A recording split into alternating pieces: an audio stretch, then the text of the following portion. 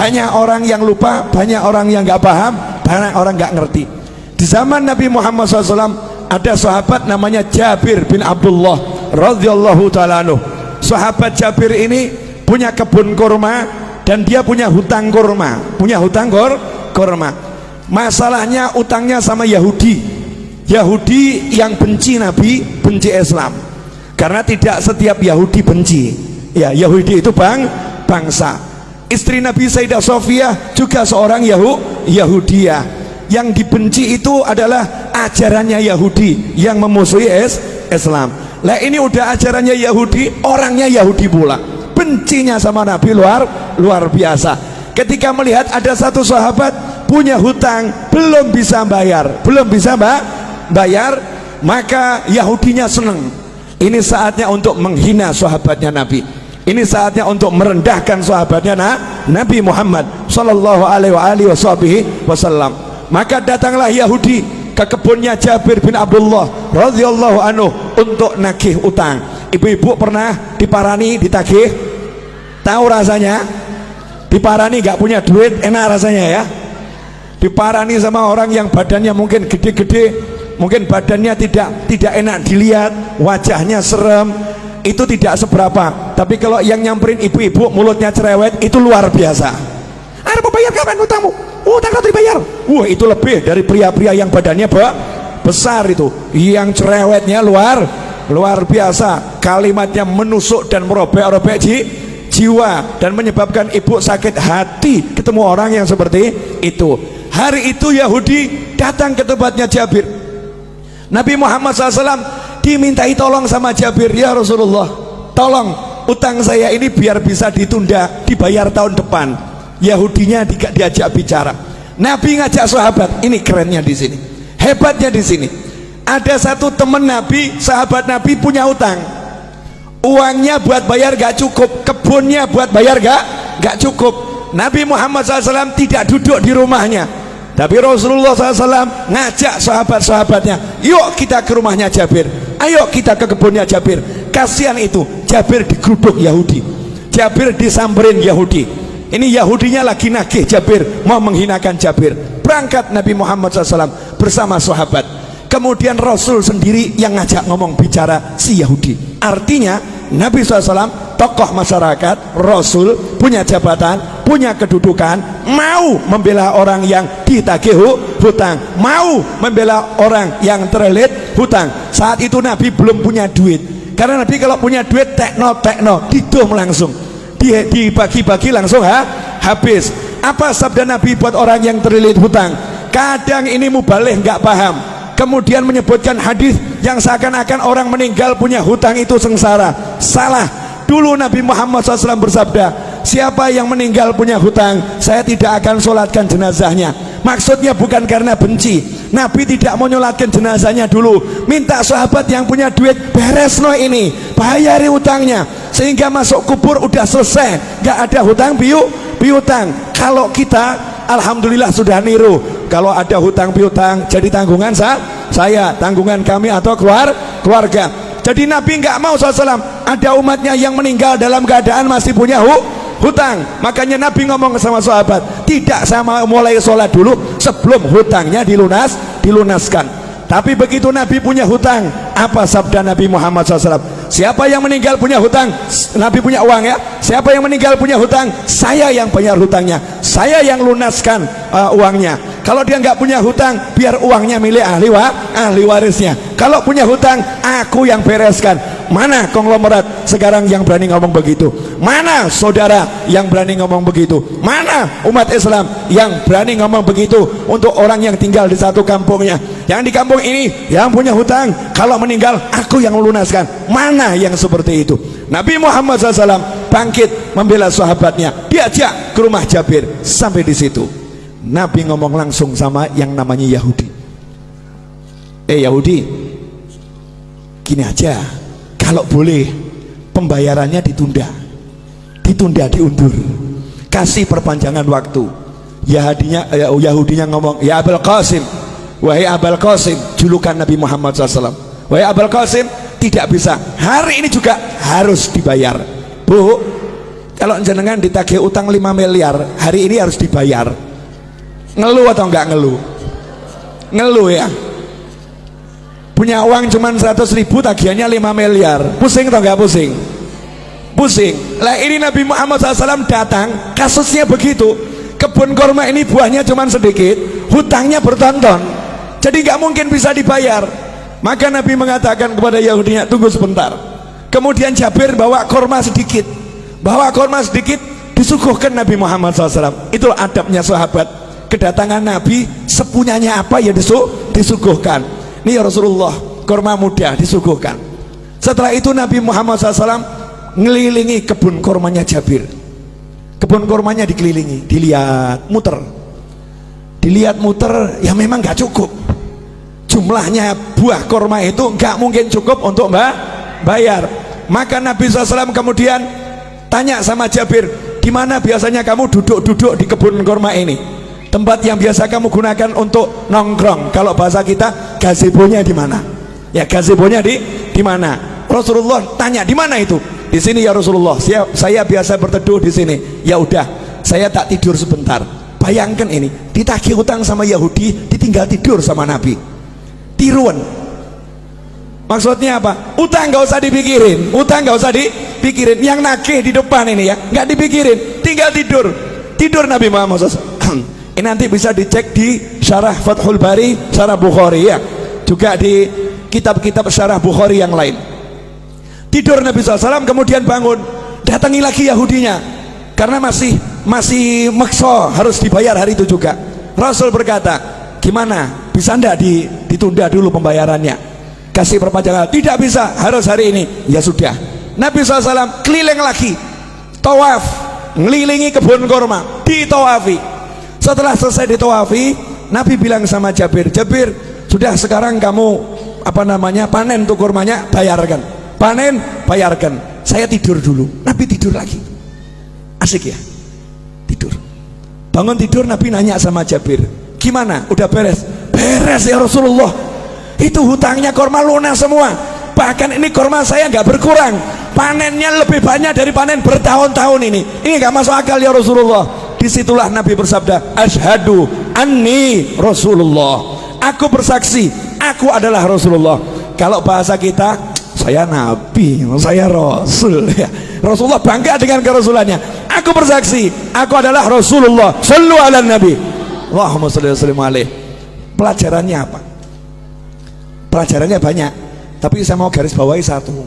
Nah, kamu kalau ada masalah, nabimu mbok buang. Kamu punya masalah, nabimu kamu singkirkan. Kamu punya masalah seperti nggak punya nabi. Sahabat ada masalah, punya nabi. Sahabat ada masalah, tahu punya Rasul. Makanya yang ngomong sama nabinya, ngomong sama Rasulnya. Nah, kalau sudah jadi sahabatnya Nabi, jadi temennya Nabi SAW, kalau punya masalah, Nabi selesaikan. Nah, kenapa kita sekarang ada masalah nggak selesai-selesai, nggak pernah menjadikan Nabi sebagai teman, nggak pernah menjadikan Nabi sebagai sahabat. Beda dengan para kiai dan habib-habib tempo dulu. Habib dan kiai tempo dulu itu tidak pernah mengajarkan pakailah pakaian dengan tangan kanan, melepas dengan tangan kiri. Gak seperti itu. Tapi para habib dan para kiai ngajari pakailah pakaian, bayangkan gimana Nabi pakai pakaian. Nabi kalau pakai pakaian tuh kamu bayangkan dulu. Nabi kalau pakai pakaian tangan kanan dulu, kalau melepas tangan kirinya. Rasulullah SAW kalau pakai sandal kaki kanan, kalau melepas kaki kiri. Bukan masalah kanan kirinya, tapi suruh bayangkan nabinya, suruh bayangkan Rasulnya Muhammad Sallallahu Alaihi Wasallam. Nah, kalau kita udah seperti itu, jalan kita bayangkan gimana Rasulullah pakai sandal, kemudian jalan kita bayangkan bagaimana Rasulullah berjalan, duduk kita bayangkan bagaimana Rasulullah dulu SAW. Maka kalau kita punya hajat, ada masalah, tinggal ngomong, Kanjeng Nabi pengen beli rumah nggak punya duit, ngomong. Kamu kira ini semua jadi begini karena saya punya duit? Enggak, tapi gara-gara saya rajin ngomong. Ya Rasulullah, cucumu yang agak nyebelin di Solo ini, banyak dosanya, banyak salahnya, punya utang banyak, punya hajat banyak, please mintakan sama Allah melunaskan, mintakan sama Allah selesaikan, mintakan sama Allah. Nah, kalau Jabir itu sahabat, Nabi datang ngurusi, masa saya cucunya nggak diurusi? Nggak mungkin. Masa saya cucunya nggak diurusin? Nggak mungkin. Lantas bagaimana dengan Anda? Beb, saya bukan cucu Nabi. Tenang, Anda semua bisa jadi saudara Nabi Muhammad SAW. Rasul dalam hadis mengatakan, sungguh saya kangen sama saudara saya. Maka sahabat ngomong, ya Rasulullah, kan kami ada di sini, kami saudaramu, kok dicari? Kenapa? Saya nggak cari kalian, kalian sahabat saya, bukan saudara saya. Lantas siapa saudaramu ya Rasulullah SAW? Orang-orang yang lahir nanti belum pernah lihat saya, tapi percaya sama saya, iman sama saya, bahkan rela kehilangan harta dan keluarganya demi sekali melihat saya. Itulah saudara-saudara saya. Saya kangen pengen melihat beliau-beliau itu. Bayangkan, Nabi belum pernah ketemu kita, wujud kita belum ada, sudah dikangeni, dikangeni. Lah kalau kita sekarang bisa kangen sama Nabi dengan baca sholawat Barzanji, Maulid Tiba, kemudian Burda, Simtudurar dan semisalnya, kita sholawatan sama kangen, berarti kita jadi kelompok saudara Nabi Muhammad SAW. Dan saudara sama saudara itu pasti saling membela, pasti saling mendukung. Kalau udah begitu, kamu punya masalah, insya Allah nggak punya masalah. Saya punya masalah, insya Allah nggak punya masalah. Kenapa? Yang turun tangan langsung Nabi Muhammad Sallallahu Alaihi Wasallam, yang menyelesaikan langsung Rasulullah SAW. Nah,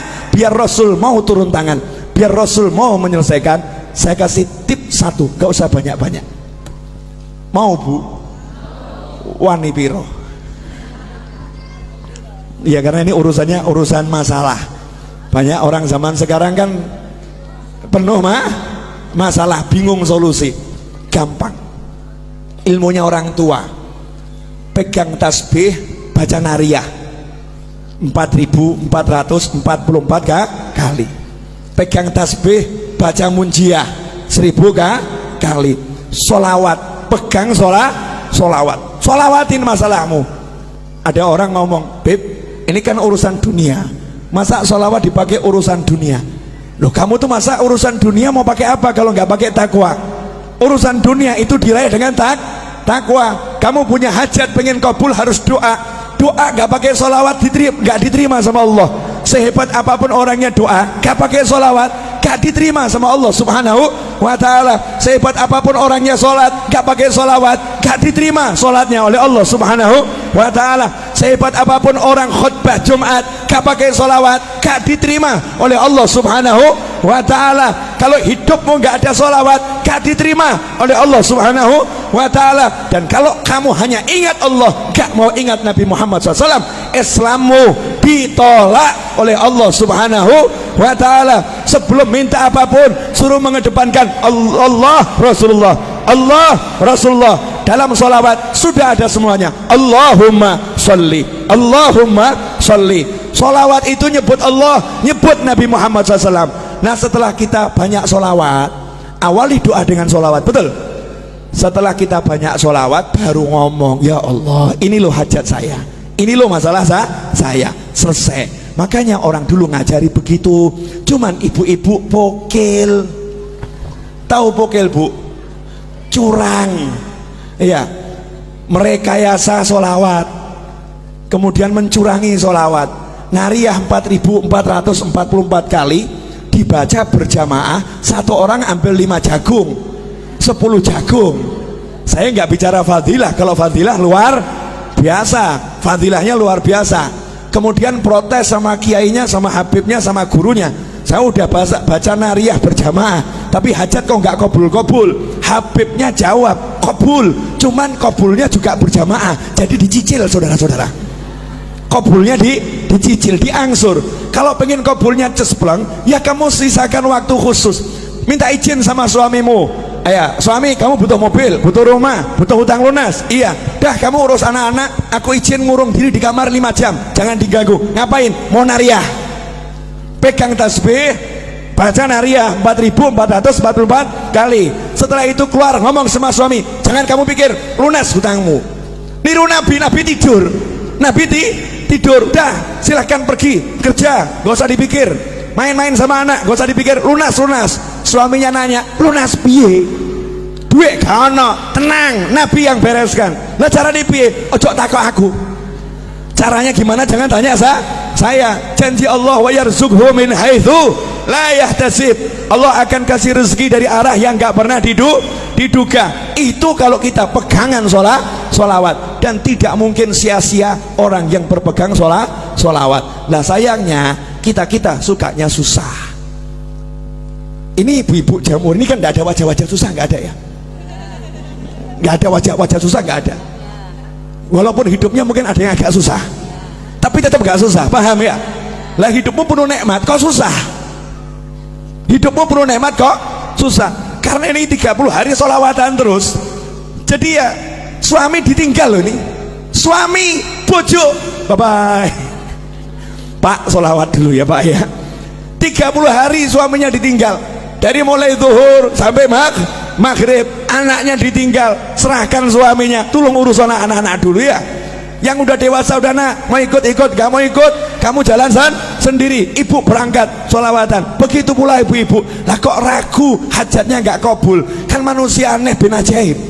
Berarti gak percaya sama nabinya, gak yakin sama rasulnya. Yakin sama rasulmu, percaya sama nabimu. Ikhwani rahimakumullah, terakhir, karena saya baru nyampe dari Jati Barang, 2:30 malam tadi saya masih di sini. Tadi jam 8 saya ceramah di Jati Barang. Ya, dari Jati Barang saya balik ke sini. Nanti maghrib saya ke Jogja insyaallah. Kemudian besok jam 6 pagi saya harus terbang ke Jakarta. Acara jam 9 sampai asar. Padahal asar saya pergi ke Bandung, jalan-jalan terus, asyik. Enak atau? Wajah saya wajah lelah atau bahagia? Udah makanya berarti enak atau enggak enak? Enak, jalan-jalan terus, asyik, keliling terus ya, keliling terus, ketemu orang mumet, saudara-saudara, orang mumet yang bisa bahagia. Terakhir, ini ibu-ibu ini perlu dijelaskan. Saya masih ingat kata-kata Habib Anis, ibu-ibu itu yang wirid-wiridnya jauh lebih banyak dari bapak-bapak. Bahkan mungkin ibu-ibu itu punya buku doa terbanyak dibandingkan bapak-bapak. Yang paling hafal doa-doa itu ibu-ibu. Doa pelunas hutang 1, doa pelunas hutang 2, doa pelunas hutang 3 gitu ya. Itu ibu-ibu. Saking mumetnya, wiridnya luar biasa, itu ibu-ibu. Nah gini Bu, yang di atas juga, pemirsa di rumah juga, sering ada orang yang ngomong begini, saya semakin rajin sholawat kok rezeki semakin seret. Sejak ikut Jamuri kok bisnis saya berantakan. Sejak ikut Majelis Ar-Raudhah kok warung saya sepi. Warung saya sepi. Dulu waktu saya nggak pernah sholat, warung saya laris. Waktu saya mabuk-mabukan, rezeki saya lancar. Saya mendekat sama Allah, kok dunia menjauhi saya. Nah ini yang ngomong begini gagal paham. Gagal paham. Boleh saya membuat ibu-ibu lebih tercerahkan? Boleh? Bu, pilih duit atau sehat? Pilih anak atau duit? Gini, ulangi. Pilih duit atau sehat? Pilih punya anak atau enggak punya anak?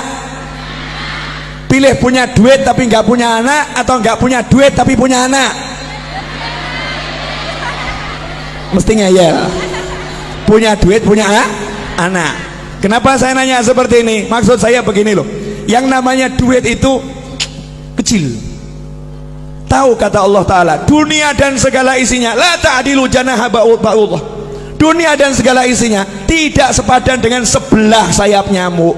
Sebelah sayap nyamuk sama dunia, maqablal akhirah, semuanya itu, planet-planet, kemudian galaksi, antariksa, dan segala isinya, kalau ditimbang dibandingkan sebelah sayap nyamuk, kata Allah Ta'ala masih berat sayapnya nyamuk dalam pandangan Allah. Artinya gak ada artinya sama sekali. Jadi kalau kamu punya duit seberapapun, itu rezeki yang remeh-temeh, rezeki yang hina, rezeki yang kecil, rezeki yang jelek. Karena jeleknya yang kafir dikasih, yang maksiat dikasih. Barang elek, silakan ambil, barang jelek, ambil, boleh saya minta? Oh boleh, barang elek, jelek, ambil, karena jelek. Barang bagus saya minta, nanti dulu, syarat dan ketentuan berlaku. Syarat dan ketentuan berlaku. Nah yang barang bagus apa? Bisa sholat, bisa zikir, bisa sholawat, bisa bekti sama orang tua, bisa puasa, bisa baca Al-Quran, bisa menikmati maulid. Ini rezeki yang luar biasa. Makanya ketika kamu mendekat sama Allah, kemudian kok duniamu kecil, kecil, itu tanda-tanda bahwasanya kamu dikasih rezeki yang sangat besar. Masalahnya duitmu seret, itu aja. Cuman duit yang seret, tapi kan mata sehat, telinga sehat, kaki sehat, semuanya sehat, bisa menikmati majelis, bisa bahagia. Ada orang yang duitnya banyak habis buat berobat, ada orang yang duitnya banyak habis untuk memuaskan nafsunya, nggak puas, cari bahagia, nggak bahagia. Lan jenengan modal masuk Jamuri, duduk silo selonjor senden, bahagia. Kok murah men ya? Gampang men nih, bahagianya mudahnya luar biasa. Nikmat dari Allah Subhanahu wa taala. Kuncinya di situ. Buang dulu dunia dari hati, kecilkan. Nggak ada manfaatnya, cilik, gak ada artinya. Setelah bisa kamu buang, nanti di situ dunianya akan datang. Bahasa saya begini, perempuan cantik itu kalau dikejar semakin gaya. Betul? Ini pengalaman pribadi ini. Ya, pria tampan kalau dikejar juga semakin gaya. Tapi kalau dicuekin pasti penasaran. Ini semua orang ngejar saya ya, kok yang satu ini cuek-cuek saja ya. Akhirnya kebalik, yang cantik tadi itu akan ngejar, betul ya? Ngejar. Lah kalau kamu pengen dikejar dunia, cuekin dunianya. Kalau kamu cuek sama dunia, dunianya nanti akan penasaran. Kok aku nggak disentuh ya? Aku nggak dicari sama dia ya? Aku kok nggak dianggap ya? Dunianya akhirnya jor-joran. Ambil, ayo, tertarik sama aku. Ambil, tertarik sama aku. Kita tetap nyantai-nyantai saja. Cuek, nggak ngaruh. Itu kunci untuk menguasai dunia. Rahasianya di situ. Terakhir, udah ini saya ceramah bengak-bengok biar ngantuknya hilang kabeh. Karena ini jamnya jam ngantuk dari tadi jam 1 kan ya, ngantuk. Terakhir ibu-ibu yang dimuliakan Allah Subhanahu wa ta'ala.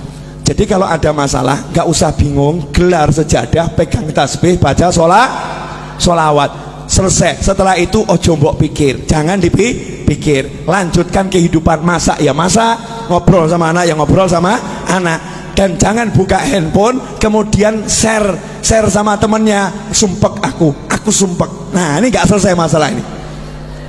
Sumpek, saya lagi banyak masalah. Semakin kamu nyebut semakin sumpek itu, semakin sumpek. Udah kamu duduk baca sholawat selesai, gak usah di share. Walaupun suamimu nyebelin gak usah diurus, sholawatin selesai. Terus saya punya pengalaman, orang curhat sama saya, Beb, ini suami saya kok ngombak-ngambek terus nih, Beb. Pulang ke rumah ketemu suami wajah ngambek terus. Suntuk saya, Beb. Gimana caranya? Sholawatono. Selesai. Jadi nanti kamu ngelus-ngelusnya sama sholawatin. Allahumma sholli ala sayyidina Muhammad. Di hati saja tidak disolawatin. Besoknya laporan lagi, Beb, alhamdulillah gimana? Udah nggak ngambek lagi. Silahkan dipraktekkan ibu-ibu ya. Kalau suaminya suka ngambek-ngambek, sholawatin. Ya, sholawatin. Kalau kerja di perusahaan bosnya ngambek-ngambek, sholawatin. Kalau ada pelanggan yang ruwet, sholawatin.